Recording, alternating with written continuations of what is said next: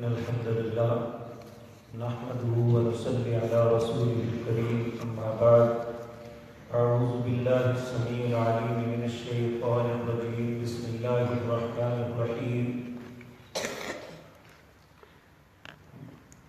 لا إله إلا هو يحيي ويميت ربكم ورب آبائكم الأولين بل هم في شك يلعبون فارتقب يوم تأتي السماء بدخان مبين يغشى الناس هذا عذاب عليم ربنا اكشف عنا العذاب إنا مؤمنون أنى لهم الذكر وقد جاءهم رسول مبين ثم تولوا عنه وقالوا معلم مجنون.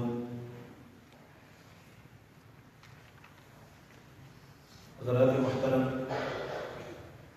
گزشتہ آیات میں دو باتیں ہمارے سامنے آئی تھی کہ مشرکین مکہ اور کفار نبی کریم صلی اللہ علیہ وسلم پر دو قسم کے بہتان لگاتے تھے. ایک تو یہ کہ یہ قرآن جو ہے یہ آپ اپنے پاس سے گھڑ کے نعوذ باللہ لاتے ہیں. اللہ رب العزت نے فرمایا انا حامیم والکتاب المبین، اور مجھے اس کتاب مبین کی قسم ہے، ہم نے ایک بابرکت رات میں اسے نازل کیا ہے. یعنی اللہ رب العزت نے فرمایا کہ یہ دنیا کے کسی انسان کا کام نہیں بلکہ یہ اللہ کی طرف سے نازل کرتا ہے. اور دوسری بات وہ یہ کرتے تھے کہ اگر اللہ کو مان بھی لیا جائے تو اللہ نے اپنے اختیارات اپنے کچھ مخلوق کو دیے ہوئے ہیں. تو اللہ رب العزت نے فرمایا رب السماوات والارض وما بینہما ان کنتم موقنین، وہ رب زمین و آسمان اور اس کی ہر چیز کا مالک ہے اگر تم یقین کرنے والے ہو. اللہ رب العزت اس بات کو آگے اس طرح بڑھاتے ہیں کہ لا الہ الا ہو، لوگوں اس کے علاوہ تمہارا کوئی الہ نہیں ہے، کوئی مشکل کشا، کوئی حاجت روا نہیں ہے، کوئی بگڑی بنانے والا نہیں ہے اس کی ذات کے علاوہ. یحیی و یمیت، زندگی بھی وہ دیتا ہے مارتا بھی وہ ہے.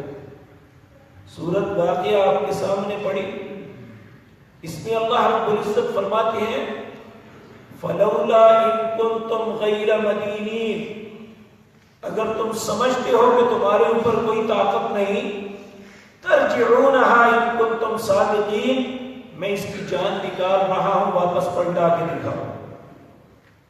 اور آج بھی اتنے بے شرم لوگ موجود ہیں جو کہتے ہیں فلاں شخص نے فلاں کو مرے ہوئے کو زندہ کر دیا یا اس کی جان کو پلٹا دیا.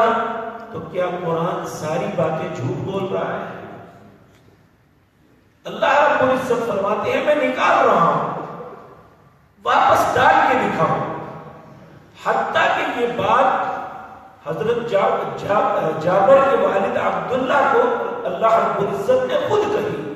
نبی کریم صلی اللہ علیہ وسلم فرماتے ہیں کہ جب احد میں شہید ہوئے تو اللہ نے اپنی بارگاہ میں کھڑے کر کے کہا عبداللہ مانگو مجھ سے کیا مانگتے ہو؟ تو کیا مانگا؟ اللہ ایک مرتبہ پھر زندگی دے دے، میں دوبارہ آپ کے رستے میں کٹنا چاہتا ہوں. اللہ نے فرمایا کلا یہ نہیں ہو سکتا، یہ میرے قانون کے خلاف ہے کہ جو مر گیا وہ واپس نہیں ہو سکتا اور نہ زندہ رہ سکتا ہے. اللہ رب العزت فرماتے ہیں یحیی و یمیت، نہ کوئی انسان کسی کو زندگی دے سکتا ہے نہ کسی کو موت سے بچا سکتا ہے. زندگی بھی وہ دیتا ہے اور موت بھی وہ دیتا ہے. ربکم، وہ تمہارا بھی رب ہے، وہ رب آبائکم الاولین، اور تمہارے ماں باپ جو پہلے جتنے بھی ہیں سب کا رب وہی ہے، اسی کے اختیارات میں سب کچھ ہے. بل هم فی شک یلعبون، بلکہ تم لوگ شک کے اندر کھیل رہے ہو، تم ٹامک ٹولیاں مار کے دین کے ساتھ کھلواڑا کر رہے ہو، بل ہم فی شک یلعبون۔ پھر اللہ فرماتے ہیں فارتقب یوم تأتی السماء بدخان مبین، بچو اس دن سے پہلے جب دھواں چھا جائے گا، اس میں بہت بڑا عذاب ہوگا تمہارے لیے۔ دو معنی کیے ہیں مفسرین نے، ایک تو یہ کہ نبی کریم صلی اللہ علیہ وسلم نے مشرکین مکہ کے لیے جب بد دعا کی، اے اللہ جس طرح یوسف کی قوم پہ تو نے قحط نازل کیا تھا، ان اہل مکہ پہ بھی نازل کر۔ اور ان کے ساتھ جب ایسا ہوا، انہوں نے مردوں کی ہڈیاں تک پیس کے کھا لی۔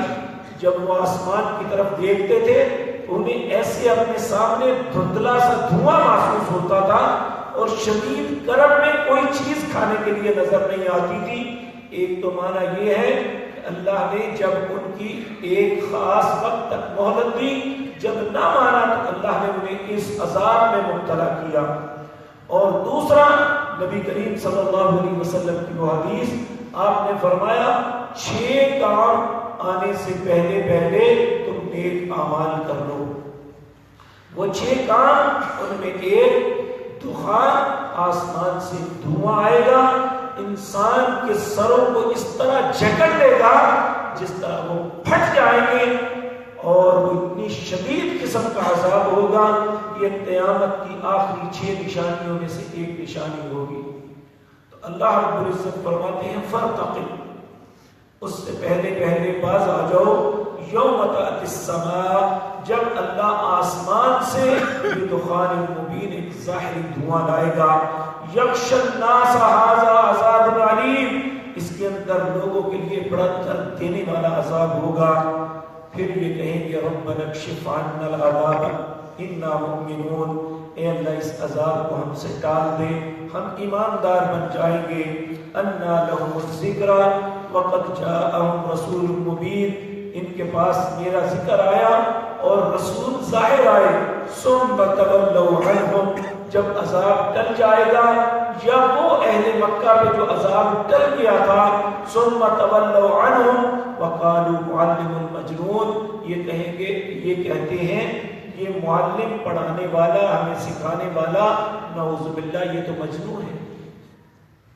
انا کاشف العذاب، اللہ فرماتے ہیں جب میں نے عذاب کو ڈال دیا، انکم عائدون، تم پھر واپس پلٹ گئے۔